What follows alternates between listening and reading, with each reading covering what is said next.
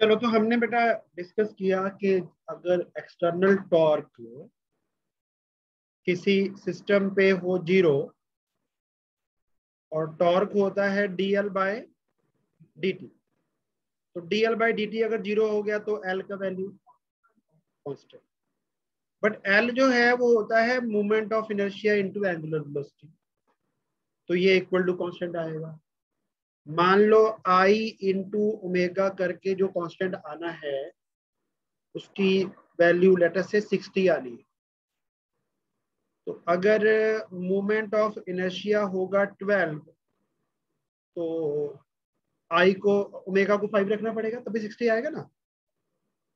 अगर हम किसी तरह से मोमेंट ऑफ इनर्शिया को डिक्रीज कर पाए, यानी 12 को हम ना 6 कर दें अगर, तो ओमेगा क्या करना पड़ेगा, कितना, 10 हो जाएगा। अगर मोमेंट ऑफ इनर्शिया ओनली 2 रह जाए तो 30 करोगे ओमेगा को तभी 60 आएगा ना। तो अगर मोमेंट ऑफ इनर्शिया डिक्रीज होता है तो एंगुलर वेलोसिटी को इंक्रीज होना है, यानी कि जो रोटेशन की उसकी जो स्पीड है एंगुलर वेलोसिटी वो बढ़ जाएगी अगर मोमेंट ऑफ इनर्शिया को कम करेगा। ठीक है, तो इसके बहुत सारे एग्जांपल्स हैं और हो सकता है उनमें से कोई एक जो है असर्शन रीजनिंग में क्वेश्चन आ जाए या एमसीक्यू टाइप क्वेश्चन ही आ जाए, या जैसे मैंने आपको यहाँ लिख के दिया कि आई जब 12 था तो ओमेगा 5 था, अगर हम मूवमेंट ऑफ इनर्शिया को रिड्यूस करके 2 ले आए तो ओमेगा कितना हो जाएगा। ठीक है, ऑप्शन हो जाएंगे 4, ऐसे एमसी क्वेश्चन भी हो सकता है। तो जो मतलब मास इंटू वेलोसिटी होता था ना मोमेंटम, उसमें mass is a fix quantity, हम अपनी मास को नहीं बदल सकते, लेकिन जब रोटेशन हो रही होती है मूवमेंट ऑफ इनर्शिया में दो चीजें आती हैं कि कितना मास घूम रहा है और वो कितने रेडियस में चल रहा है। तो रेडियस को तो हम कम ज्यादा कर सकते हैं ना। मान लो एक पाइप ले लें हम, उसमें से एक धागा डालें और एक पेंडुलम वाले बॉब को ना सर्कल में घुमाएं, तो अगर हम धागा नीचे को खींच लें तो क्या रेडियस चेंज होगा, होगा। रेडियस कम हो जाएगा बढ़ जाएगा, कम हो जाएगा। रेडियस कम होने से मोमेंट ऑफ इनर्शिया डिक्रीज हो जाएगा, तो इसकी एंगुलर वेलोसिटी बढ़ जाएगी। ऐसे बहुत सारे एग्जांपल्स हैं, तो वही हम डिस्कस करने जा रहे हैं आज। तो टॉर्क अगर 0 होगा, बाहर से फोर्सेस अगर नहीं लग रही किसी कारण से, उस केस में अगर मोमेंट ऑफ इनर्शिया चेंज हुआ, जैसे पंखे का है उसका मोमेंट ऑफ इनर्शिया नहीं चेंज होता, लेकिन जो ह्यूमन बॉडी है वो तो अपना मोमेंट ऑफ इनर्शिया चेंज कर सकती है। हम तो अपने ड्यूरिंग मोशन हाथ पैर हिला सकते हैं ना, ठीक है, तो हम अपना मोमेंट ऑफ इनर्शिया बदल सकते हैं। तो सबसे पहले कंजर्वेशन ऑफ एंगुलर मोमेंटम है क्या। एंगुलर मोमेंटम होता है I इंटू ओमेगा, और टॉर्क अगर 0 हुआ तो L का वैल्यू हो जाता है कांस्टेंट, यानी कि I into omega would remain constant. अब अगर I का वैल्यू डिक्रीज हुआ तो ओमेगा को इंक्रीज होना है एंड वाइस वर्सा। उसी के एप्लीकेशन, पहला एप्लीकेशन है अगर एक बॉल को एक बड़े फनल में, बॉल को एक बड़े फनल में रोलिंग में सेट कर दिया जाए। ऐसे एक फनल है बड़ा सारा, उसके अंदर बॉल को कुछ वेलोसिटी देके फेंक दिया तो बॉल चक्कर काटेगी, लेकिन धीरे धीरे अंडर ग्रेविटी नीचे को भी आएगी, तो रेडियस को क्या होगा, रेडियस डिक्रीज होगी, तो फिर एंगुलर वेलोसिटी क्या होगी, इंक्रीज। आपने इतना डिटेल में नहीं लिखना है, मैं आपको लिखवाता हूं, पहले तो रेड लाइन नोट करो ऊपर वाली। When a ball is rolled into a cone, as it moves, radius keeps on decreasing. और decreases के लिए एरो नीचे को लगा दो, बस I decreases एरो नीचे को लगा दो, ओमेगा इंक्रीज एरो अप लगा दो, याद हो जाएगा सर। इसका वीडियो अभी दिखाता हूँ सर, मैंने देखा हुआ है। अच्छा, हाँ हाँ, गुड गुड। तो ये बॉल को रोल कर दिया इनटू कोन,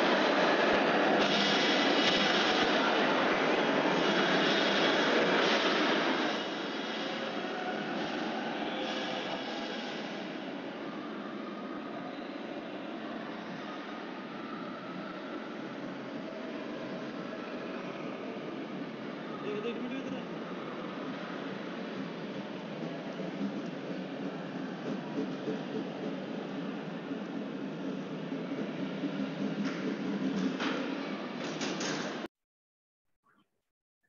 है, अगर एक आइस स्केटर जब वो फ्लिप्स परफॉर्म करता है ना, तो वो अपनी आर्म्स को इकट्ठा कर लेता है। अगर बॉडी को खोल के रखेंगे तो मोमेंट ऑफ इनर्शिया ज्यादा होगा, तो बॉडी अगर फोल्ड कर लेंगे तो मोमेंट ऑफ इनर्शिया डिक्रीज हो जाएगा, तो एंगुलर वेलोसिटी बढ़ जाएगी, यानी उसकी जो फ्लिप की स्पीड है वो बढ़ेगी इस तरह से।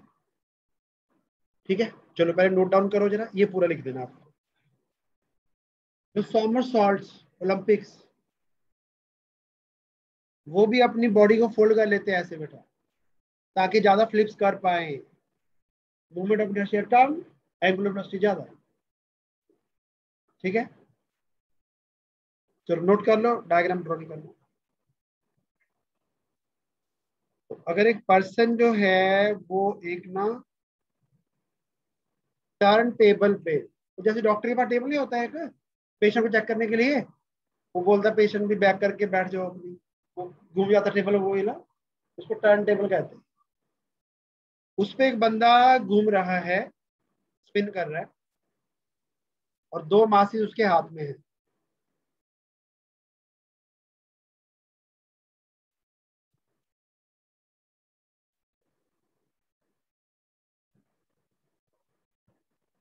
अगर वो मासिस को अपनी चेस्ट के पास ले आए,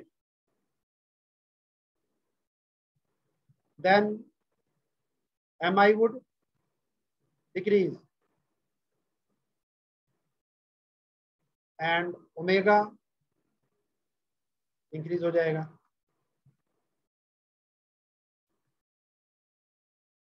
समझ गए? यानी पहले वो बंदा जो है ना टर्न टेबल पे ऐसे था, मासिस को उसने बाहर रखा हुआ था, तब उसकी स्पीड थी ओमेगा। फिर उसने मासिस को अपने पास खींच लिया,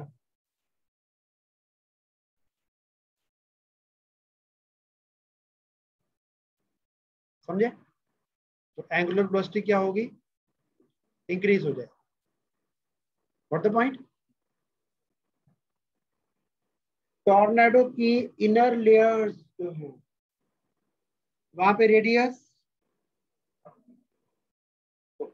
moment of inertia decrease, angular velocity. तो अंदर की साइड जो है ना, स्पीड जो है हवा की बहुत तेज होती है, बाहर स्लो होता है, अंदर स्पीड बढ़ती जाती है।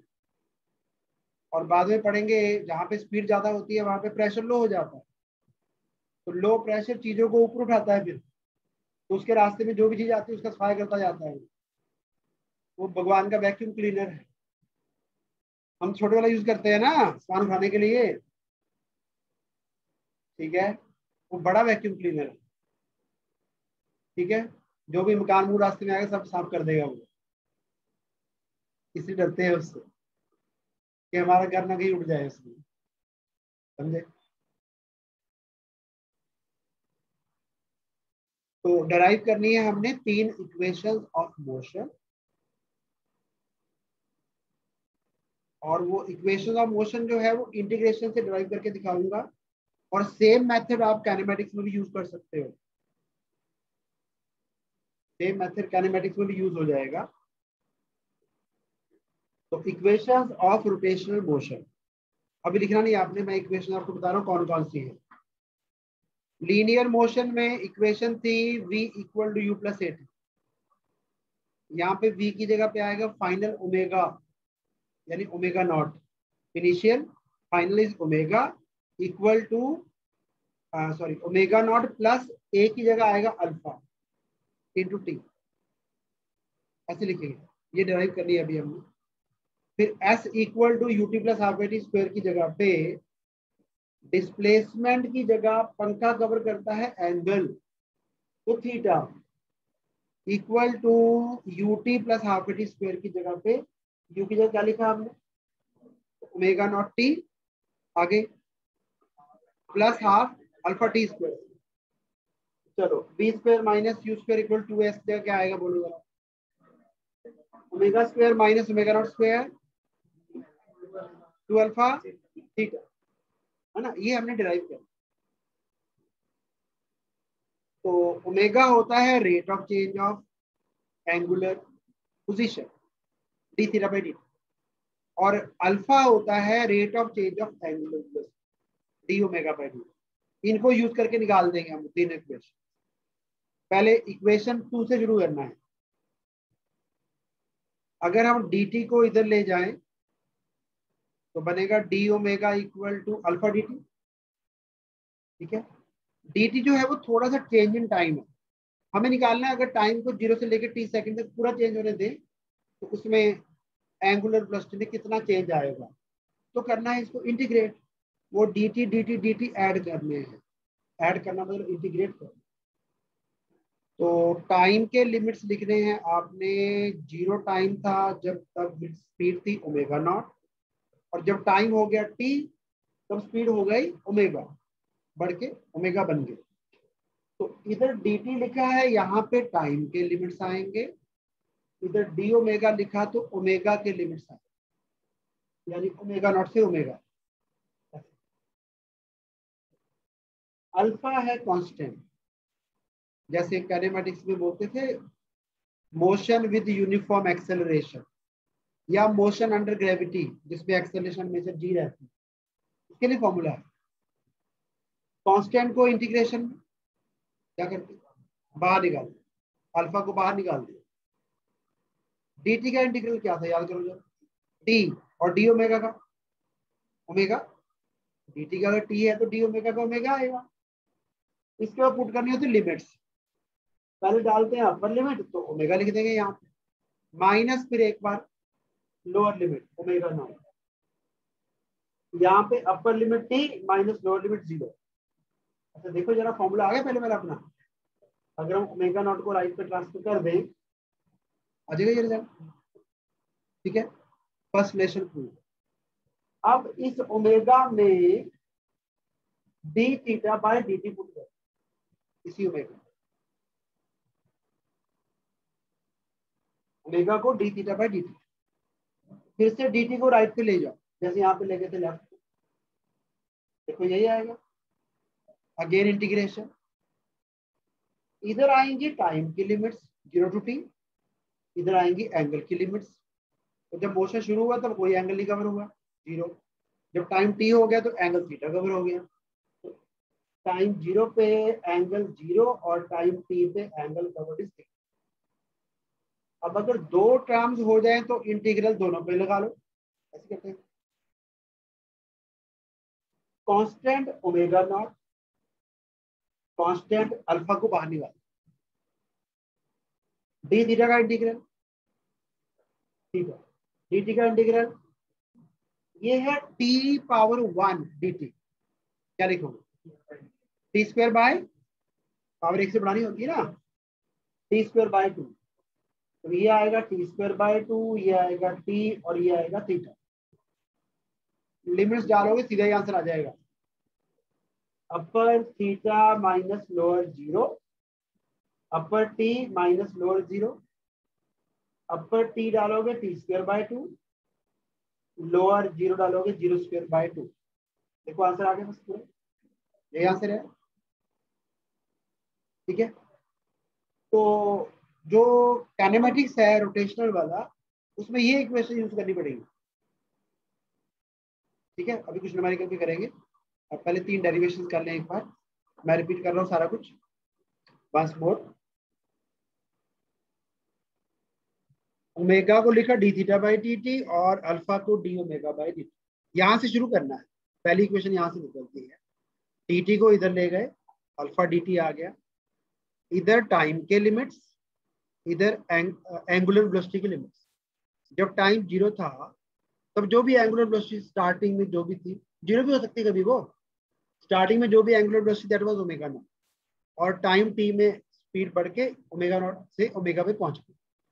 तो इधर लिमिट्स से ओमेगा नॉट टू ओमेगा, इधर 0 टू टी, कांस्टेंट अल्फा को बाहर, D omega integral omega D T integral S T, limits डालो, पहला आंसर आ जाए।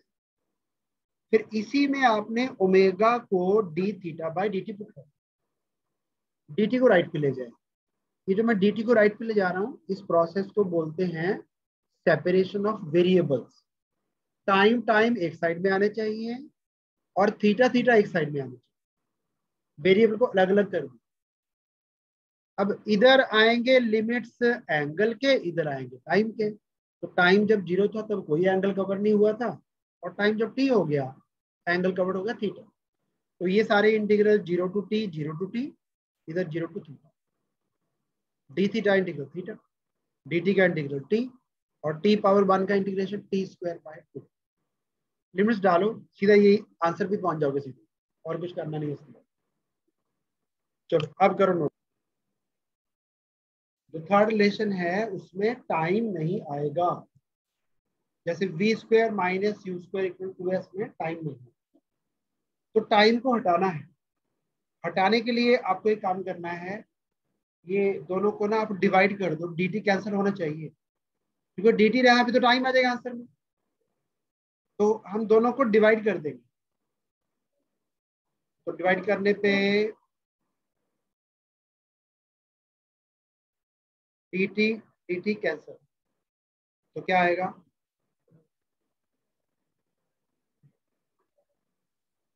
ऐसे आएगा। फिर वही सेपरेशन ऑफ वेरिएबल्स, यानी क्रॉस मल्टीप्लाई करो, तो क्या आएगा, omega d omega equal to alpha d t. फिर से वही लिमिट्स, इस पर टाइम की लिमिट्स नहीं आनी, बस जब एंगल कवर नहीं हुआ था, जब मोशन शुरू हुआ, तब जो भी स्पीड थी उसको ओमेगा नॉट लिखेंगे। व्हेन थीटा इज 0, तब speed angular velocity is omega naught, और जब एंगल कवर हो गया थीटा, तो एंगुलर वेलोसिटी बढ़ के हो गई ओमेगा। अब कौन सी चीज कांस्टेंट है, अल्फा कांस्टेंट, उसको बाहर निकालेंगे। तो ओमेगा 1 का integration omega square by 2, omega square by 2, और डी थीटा का integration theta, upper limit omega square by 2, lower limit omega naught square by 2, upper limit theta, lower 0। LCM, LCM इसका 2, 2 को उधर ले जाओ, देखो आ गया आंसर। 2 को राइट पे ले जाओ एंड रीच द आंसर, ठीक है। अच्छा, इसी मेथड से मतलब जो काइनेमेटिक्स वाली इक्वेशंस थी ना, वो भी ऐसी ड्राइव होती है, सेम मेथड है। बट अब पता नहीं क्वेश्चन एमसीक्यू आने आपको, मे बी डेरिवेशन हो ही ना कोई, बाकी हर स्कूल का अलग अलग हिसाब था। देखो जो चीज रोल कर रही है ना, उसमें दो मोशंस, जैसे बस का टायर है,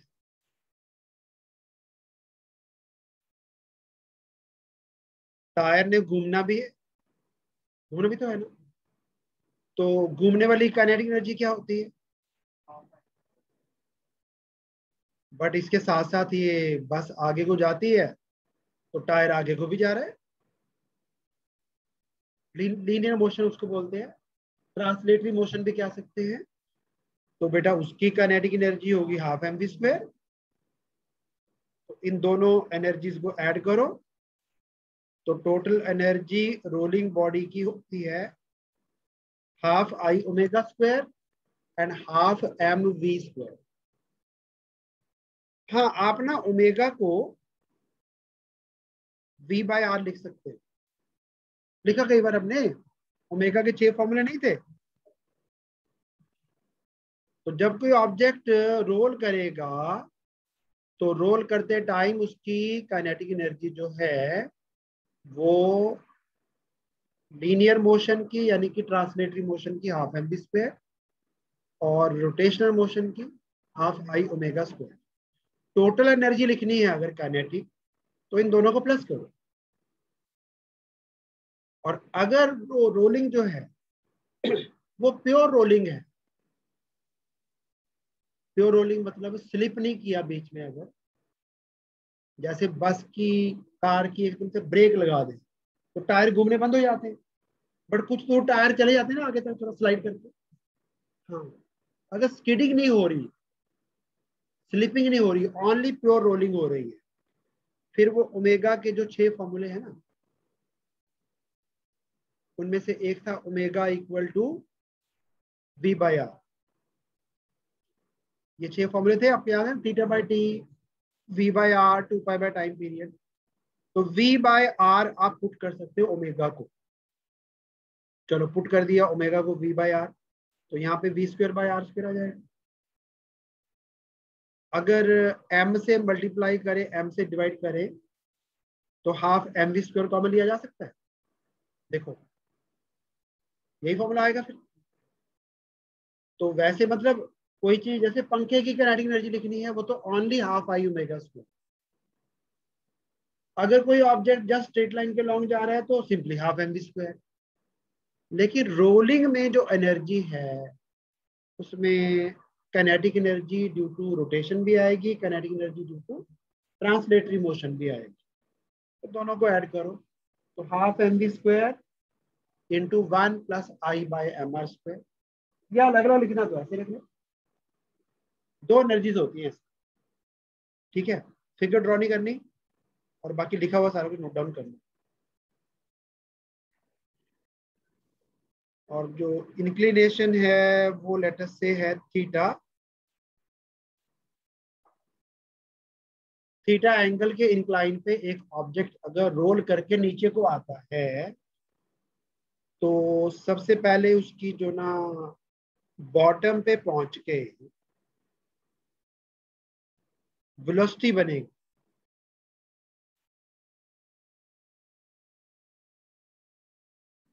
वो वेलोसिटी वैसे तो √2gh होती है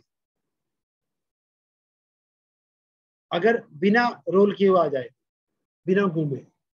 बट अगर घूम के आएगा तो बॉटम पे वेलोसिटी होगी √2gh 1 plus I by M are.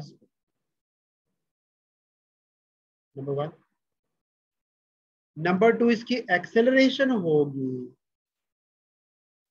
वैसे एक्सेलरेशन होती है जी साइन थीटा। आपको याद है इधर को एक फोर्स लगा करती थी लॉज ऑफ मोशन में, एम जी साइन थीटा, उसमें से एम काट दो बाकी की एक्सेलरेशन। तो वैसे एक्सेलरेशन जी साइन थीटा होनी चाहिए। अगर ये स्लाइड करके नीचे को आता, सरफेस अगर स्मूथ है, स्लाइड करके नीचे आएगा तो एक्सेलरेशन है जी साइन थीटा। बट अब एक्सेलरेशन होगी जी साइन थीटा, यानी ये साथ में चलेगा ये वाला, वेलोसिटी में भी एक्सेलरेशन में। तो for an object rolling down an incline,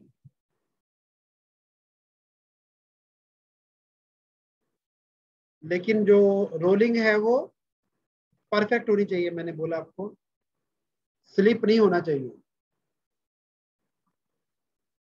उस केस में जो मैंने लिखा अभी वो वैलिड है। दो फॉर्मूले नोट डाउन कर लो, एक स्फीयर, एक डिस्क, एक रिंग। मास चाहे कुछ भी हो उससे कोई फर्क नहीं पड़ता, रेडियस चाहे जो मर्जी हो। अगर एंगल थीटा वाले इंक्लाइन पे उनको इकट्ठे छोड़ा जाए रोल करने के लिए, तो कौन सबसे पहले नीचे पहुंचेगा और कौन सबसे बाद में पहुंचेगा? हाँ, अगर सिर्फ स्लाइड करके आना हो तो सारे इकट्ठे पहुंचते हैं, रोल करते टाइम पंगा पड़ेगा, क्योंकि एक्सेलरेशन में डिनोमिनेटर में मूवमेंट ऑफ इनर्शिया आया है ना। तो आई सबका अलग अलग है। तो बताओ पहले रिंग का मूवमेंट ऑफ इनर्शिया क्या होता है? M r square. डिस्क का एम आर स्क्वायर बाई 2, और सॉलिड स्फीयर का नहीं याद नहीं अभी, 2/5 एम आर स्क्वायर। तो एक्सेलरेशन का formula ji sine theta upon 1 plus I by M r square. तो मैं तीनों की एक्सेलरेशन लिख रहा हूं, रेशो निकाल के देखते कौन सी बड़ी आती है। तो मोमेंट ऑफ इनर्शिया स्फीयर का 2/5 mr²,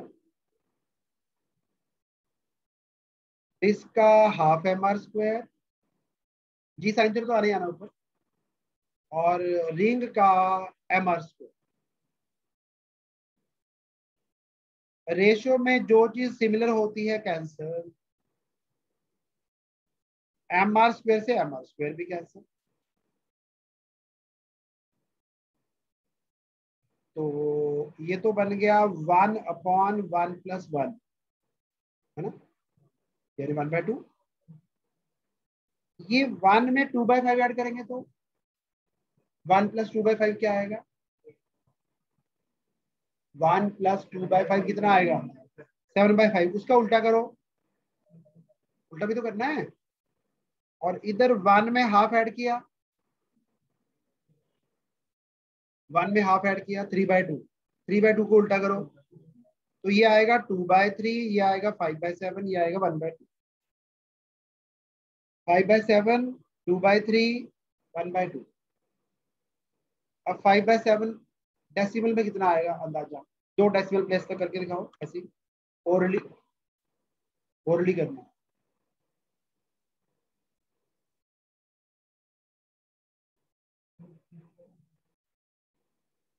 5/7 2 डेसिमल प्लेस तक ओरली कर दो, सॉल्व। 0.71, 0.71। अच्छा 2/3 कितना आएगा डेसिमल में? 66666, राउंड ऑफ करके 67। और 1/2 डेसिमल में क्या आता है? 0.5। तो सबसे बड़ा कौन सा है? स्फीयर। तो स्फीयर की एक्सेलरेशन सबसे ज्यादा है, ठीक है, वो सबसे पहले पहुंचेगा और रिंग सबसे लास्ट में पहुंचेगा। करके देखते हैं।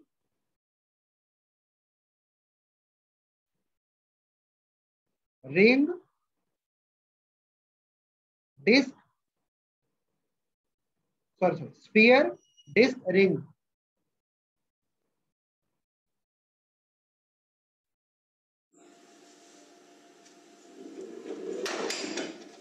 चेक किया आपने क्या हुआ?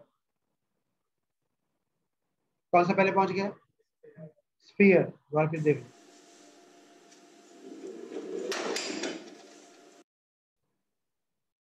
ठीक है। तो अब नोट डाउन कर लो,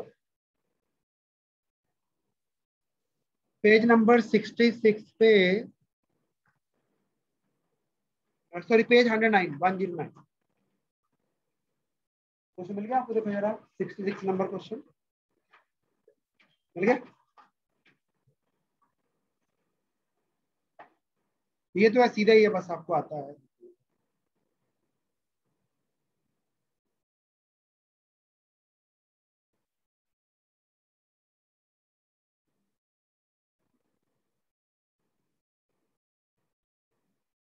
ठीक है, मासेस में नहीं डिपेंड करता, मतलब बस एक स्फीयर जो है ना सॉलिड रोलिंग मोशन में, 77 नंबर, तो उसकी ट्रांसलेशनल काइनेटिक एनर्जी होगी ½ mv², और रोटेशनल काइनेटिक एनर्जी होगी ½ आई कितना उसका, और v मैंने ω² मैंने बोला v², आप r² लिख सकते हो। तो कितना आ गया बेटा? तो ये होगी ट्रांसलेशन वाली एनर्जी, ये वाली रोलिंग वाली होगी। आपको पूछा है ट्रांसलेशन वाली एनर्जी का रेशो टोटल एनर्जी के साथ, इन दोनों का सम करो। सम करेंगे तो ½ + 1/5 अंदर रह जाएगा और mv² बाहर निकल आया, ये कैंसिल हो गया, इज इट? तो ये रेशो निकालनी है, तो हाफ रेशो ये कितना आएगा? 7/10, तो यहाँ पे 5 आ जाएगा। इसको 5/7 लिख सकते हैं क्या? यही आंसर, चेक करो पीछे जरा।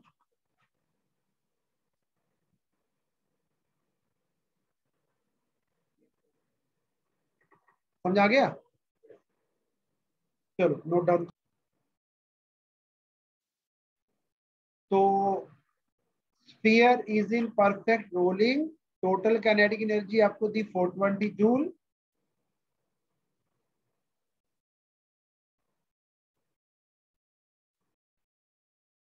उसका कितना पार्ट जो है वो रोटेशनल काइनेटिक एनर्जी की फॉर्म में प्रेजेंट है।